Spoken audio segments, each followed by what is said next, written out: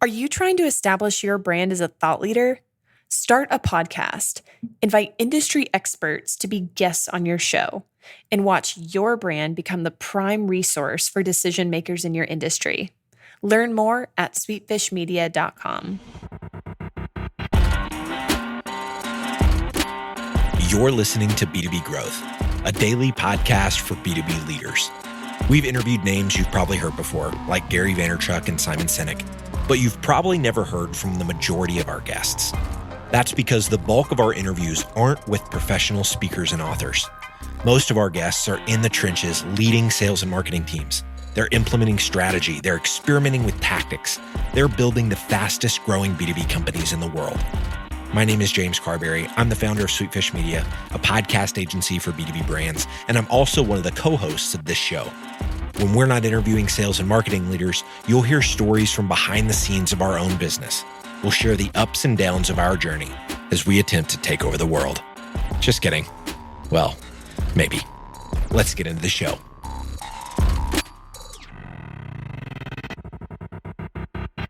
Welcome back to B2B Growth. I am your host for today's episode, Nikki Ivy. I've got with me today Patrick Edmonds, who is CMO at Proposify. Patrick, how you doing? Very good. Thanks, Nikki, for having me. Yeah, no, I'm super excited about this topic that we're going to get into. We're going to be talking about how marketers can use sales call recording software to advance their initiatives, which is not something I've heard folks do before. So I'm super excited to pick your brain about it. But before we get into all of that, Patrick, I'd love it if you would just give us a little bit of background on yourself and what you and the folks at Proposify have been up to these days. Absolutely. Patrick Edmonds, the CMO of Proposify. I've been just over 3 years at the company now. Lots changed. It's a fast-moving space in SaaS, as everyone knows. And we've grown up. We've now over 8,000, 9,000 customers. We are approaching 8 million in annual recurring revenue. And we like to say that we simplify high-touch personalized sales to help sales teams close deals faster. And that comes all along with our proposal software that helps you create and streamline building proposals, getting them signed up by your clients, and letting you know the metrics and the details in the back end of what's happening with your team's sales proposals. Yeah, anytime you can simplify a job like that, like count me in. Yeah, absolutely. We're all about finding the tool that can make your lives easier so that you don't have to create proposals at 8 o'clock at night or on a Sunday evening when you want to be with your friends and family. It's about getting it within your workday and closing those deals as they come along, for sure. Good stuff. And so along the lines of simplifying processes, back when I did my short stint as a salesperson in these Austin startup streets, I became very acquainted with how different sales organizations use call recordings, right, to become more efficient, more productive, and just get more insight into how they can improve their processes. But of course, this was on the sales team. Now, what you're talking about is marketers using that. And it's crazy to me that I haven't heard of this before, but let's just get into it. Tell us why marketers should be looking at this as well. Absolutely. I don't think it's a new concept to think that marketers want to learn from customers or they want to have feedback in some form or another. It's just what method do they try and get that information, I think has changed over the years. And there's lots of different great ways to get that information. At Proposify, we started getting information from our customers, obviously just one-to-one calls, talking at that time when it's a CEO and co-founder just bootstrapping it, not wanting to know about every customer. And obviously that doesn't scale as well as the company grows and moves forward. And a lot of the times you relate or you're closer related to your target customer. So Proposify used to be our target customers. Almost everyone who worked in this company used to work in a marketing agency. We worked a lot with marketing agencies, so we could speak the language. We knew the problems. We could work through all of that. But as a company grows up, lots of other people start coming through the door asking you about, how could I use this software to help myself? And you start to know a little bit less and a little bit less as they look a little bit less like you. And so then you have to figure out, okay, how do I learn from these customers? How can I get more information? And that's across our entire company, not just our marketing team, but our product team obviously needs to be a customer-driven team within the organization, learning from customers. And it's really hard to try and set up those one-to-one business calls with prospective customers or existing customers. They're busy. Everyone's busy. How can you get them on the phone, learn from them, and disseminate that information through the entire organization? Something that kind of just an aha moment that happened with us recently is we're already getting on calls through our sales team every day. Their calendars are booked with calls with prospective customers, and then even new customers as they sign off when the deals are closed, that we can learn a lot from. Modern sales is essentially just a conversation back and forth. A really good salesperson should be listening more than they are talking on a particular sales call, which gives you a mountain of information to learn about these customers. And that's the whole reason why sales teams are doing sales call recording. But that doesn't have to stop with the sales team. I think any other department can learn from that for sure.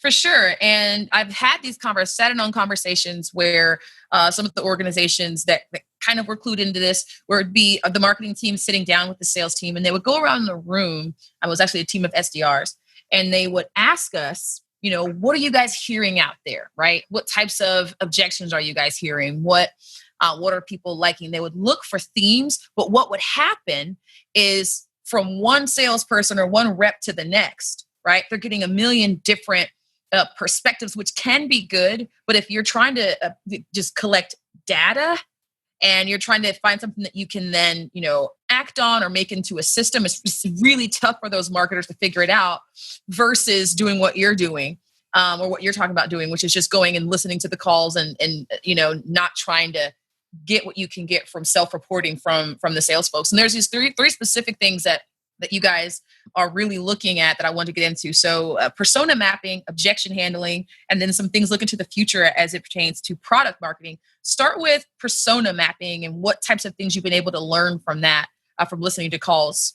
Absolutely. It's the kind of the age-old thing that sales says, there aren't enough leads or there aren't enough quality leads coming through the door. And so there doesn't have to be that objection between sales and marketing. We, as a marketing team, want to help as much as we possibly can about getting the right leads through the door. And that comes down to, on a mass scale from a marketing perspective, is making sure that your personas are on key, are exactly what they need to be.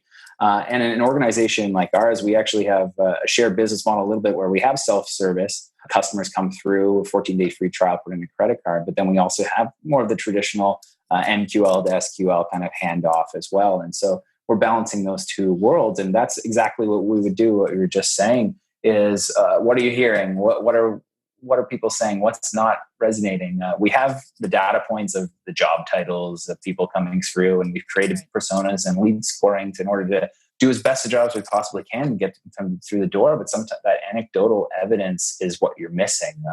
We use Clearbit to enrich data, which is great, but it doesn't tell you about the psychology of that person. Right. At the end of the day, right. You don't hear about all of their nuances and their problems that might be different from industry to industry or job title to job title, or just the time that they've been in a particular role. There's just so much extra information that people are willing, they want to talk about that and give that information away essentially on a sales call. So what we wanted to do is, okay, let's hear it from the horse's mouth. Basically, one was we started saying, let's just jump on the calls with the salespeople in real time. Let's just sit there next to them, be quiet. We can either tell them, no, someone here from marketing is just going to be listening in, or we would just sit in the room and listen in and not say anything. And that's just a kind of a logistical nightmare at the end of the day of trying to jump in on every single sales call. And one thing we have done with new employees is have them basically job shadow the sales team for a while, since we are marketing to salespeople. Learn from our own sales reps and learn from the people and calls that they were doing up. But that's not very scalable as well. They need to be booking in their own schedules. So call recording, we can listen those back in real time, listen them back in 2x speed, so we can get a half an hour call just into 15 minutes. And even if there's kind of repeatable sales pitches from our own team, we can skip over those and get it down to even more condensed in time frame and listen to those things. And then we take that and map it back to our personas. Was there an assumption that we made that was wrong based on these people? And definitely some learnings that we've had. See, that's what my next question is going to be. It just seems like either you're going to have confirmed some sort of, general ideas that you guys have around among the marketing team as far as what's going on with the sales folks, or you're going to be super surprised. What are some of the surprises that you guys might have run into when you first started doing this whole thing? One of the biggest ones that we've seen so far is actually the handoff from sales to customer success, and what we can learn from initial discovery and handoff to CS, that marketing can help bring in the right customers that are also a right fit for deals that close, but also a right fit for the proper level of onboarding. And those customers that we can retain and have a lot of value out of the product. We don't want to just send a bunch of leads over that close really well that churn out in a period of time because we missed something. So a big eye-opening thing that we've seen just recently is, okay, how do we make sure that we're also co-marketing to all the different decision makers within that sales process? Because we were thinking about, okay, the one main person who's going to be that advocate at the end of the day, the one that's pushing the deal internally. But what about somebody else who owns their budget, or someone who might be able to kill the deal in like IT and legal, for example, and who's going to take the reins off to implement that might not have actually sold the deal at the end of the day. So it's not that everything was completely broken, like you say. There's definitely some surprises, but it's how do you tweak that and add to the existing marketing activity that you have, so that it's not just one persona, it's multiple personas, and hearing those perspectives throughout that entire journey, whether it's a first discovery call or an implementation call, all of those, we can hear the different personas at the different buying stages and work in their pains and their knowledge into our marketing and sales process. I love this. So for some of the folks that might be listening to this and getting it right away and like, hey, this is something I want to try, what type of pushback might they anticipate when trying to sell this idea internally? In other words, it seems like such a good idea and such a no-brainer, but not many people are doing it. Why do you think that is? What's the pushback? I'm not sure. I know there are lots of tools out there that can do this. We use Chorus for ours, but they have free listen-only seats. So there's no budget objection to having your marketing team listen into those calls. So if that's the objection, then cross that one off right away, because I understand paying for your sales people's seats, but marketing is unlimited seats. Let's just jump in there and anyone on our team could go and look at it. The next hardest part is then, timing and who should be listening and who wanted to. It's like, okay, I'm a little bit biased because I'm the chief marketing officer and I want to make sure that we own our personas. And then it'll be on to me to make sure that the rest of my team is effectively using that tool at the same time. But that can be built into a process if it's done correctly and everyone sees the value. And if you can just book off time, say, I think there's value in this for everyone to book off 1 hour in their calendar on an entire work week and just listen to 4 calls. There's so much more learning that you can get in that 1 hour than you could even trying to scour the web for reading a bunch of blog posts that you don't know whether they're going to be valuable or not, or what other types of research you're going to end up doing, or spending that 1 hour even trying to book 4 customer calls that may go one direction or another. It's just, that seems like a pretty no-brainer use of your time if you can book that off. Yeah. Yeah. And a lot of you mentioned Chorus. What I've seen that kind of go hand in hand with these call recording tools is they come with little sort of templated guides. So you're not just like listening aimlessly, and they help you sort of target what themes am I looking for, and then catalog them in a way that's digestible so that when you guys get together for a marketing meeting, you can be more on the same page as far as what everybody is seeing. God, this really just seems like I said, a no-brainer and such a great idea. One other thing that I thought was interesting that you talked about offline was some ideas that you had for how this can help folks improve product marketing. Get into that a little bit for us. Yeah, absolutely. It leads off of the personas and just positioning your product in the right way. We're a pretty data-driven company, so we will look in, what features are being used most frequently by what job titles and personas and that sort of thing. And you want the data to kind of show you this is the prioritization of how I should be focusing on these features. But hearing it right from a prospective lead that hasn't already used your product yet, that hasn't gone into the weeds, they haven't started a free trial, they haven't been a customer, so there's no data point on that. It's getting into that mindset of someone who's a prospective customer, which is exactly what home marketing is going after. We're not going at when we do product marketing for existing customers down the funnel, but product marketing in terms of how our product features meet the needs and hit the pain points, solve the pain points of a prospective customer specifically, is not a data point or research that you can get for anywhere else. And then if you are using call recording for existing customers as well and a customer success team, there's an ideal point to then also use call recording to look at, okay, product marketing for existing customers and where potential upsell opportunities can be, or where people are having a lot of value in the product that you might be able to lean a little bit on, depending what your pricing model is, or one of those aspects. So those are some ideas that I'm thinking.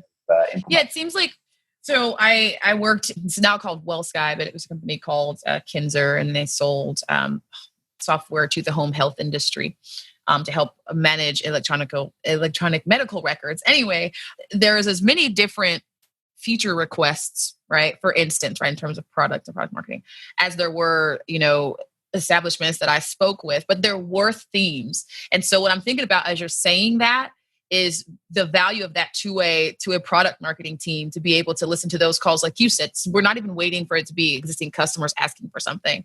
And that's something that a salesperson might not think to pass along to the marketing team.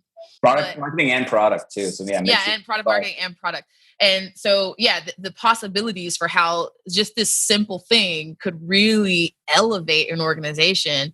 I mean, again, you have, and it take 1 quarter and just catalog the number of times you got asked for a certain feature from a certain kind of business or something like that, right? Or like you said, how folks are responding to or not responding to something. God, I love when on this show, I love when I hear things that, they get me excited, not just as a podcaster, but as a salesperson, as a person who will always have a special place in my heart for sales and marketing teams. So thank you for, laying this out for us. I know that there's going to be a lot of value in it for our listeners. And now that I have successfully picked your brain and seen what I could get out of it, it's time for you to let us know what you're putting in it. So Patrick, tell us what learning resource you've been engaging with recently that has either been informing your approach or that's just got you excited these days. Honestly, it's a trend I've been watching pretty closely lately, and I've seen a really big pickup on just personal posts on LinkedIn. I don't know if they've changed their algorithm, but people who are it's specifically in the sales and SaaS and marketing space right now have been able to leverage and create personal brands and personal following. So there's a few people at Drift, at AppCube that I've noticed lately that they've been able to absolutely kill it building a personal brand and marketing that way. And the comment threads on those too, because people want to kind of latch onto that, almost creating little mini celebrities and people wanting to get in on that. But with actual value coming at the end of the day. I think the people that are really doing a good job at it, they're really smart people too. They're not just benefiting from an algorithm change or something along that line. They're putting value out there. It's being responded to with people, and the responses back in some of those comment threads too are extremely valuable. So it's really, really cool trend that I've seen lately, a good use of social media for, I think, what it was originally intended to do, which has been ruined in various other forms. But particularly lately, it seems to be really working well. And I've learned a lot from a lot of smart people. Yeah, I know exactly what you're talking about. I think it's Dave Gerhardt over at Drift. Oh yeah, he's killing it. And the rest of their team too. Yeah, killing it. And I for the same reasons that you're talking about. I mean, they're not the folks who are doing it well, to your point, they're not talking about their product most of the time, right? You're talking about like sort of the larger human conversations that happen for people who do the same kind of work that they do. Or, I mean, I don't know, it's crazy. And it's kind of just revved up even more in the last like year, bigger than I think many of us had imagined. So like, yeah, you're right. That's where I get a lot of my nuggets from too. Awesome. So I know, Patrick, a lot of folks who are listening like me are going to want to learn more from you and follow along with you. Let us know how people can connect with you. Absolutely. Feel free to email me at patrick@proposify.com. I do get tons and tons of cold email, so I apologize if it gets lumped in with that. If not, reach out to me on LinkedIn, Patrick Edmonds at Proposify. You should be able to find me and send me a direct message or add me, and you connect with me that way for sure. Well, thanks so much, man. I look forward to being able to have you back on the show to talk about, once you guys have been doing this for longer and seeing what other benefits that you might not even have anticipated have come from this really unique approach to figuring out how to get insight from sales for the marketing team. It's been really great. Thanks so much, Patrick. Thank you. Talk there. Bye. We totally get it. We publish a ton of content on this podcast, and it can be a lot to keep up with. That's why we've started the B2B Growth Big Three, a no-fluff email that boils down our 3 biggest takeaways from an entire week of episodes. Sign up today at sweetfishmedia.com/big3. That's sweetfishmedia.com/big3.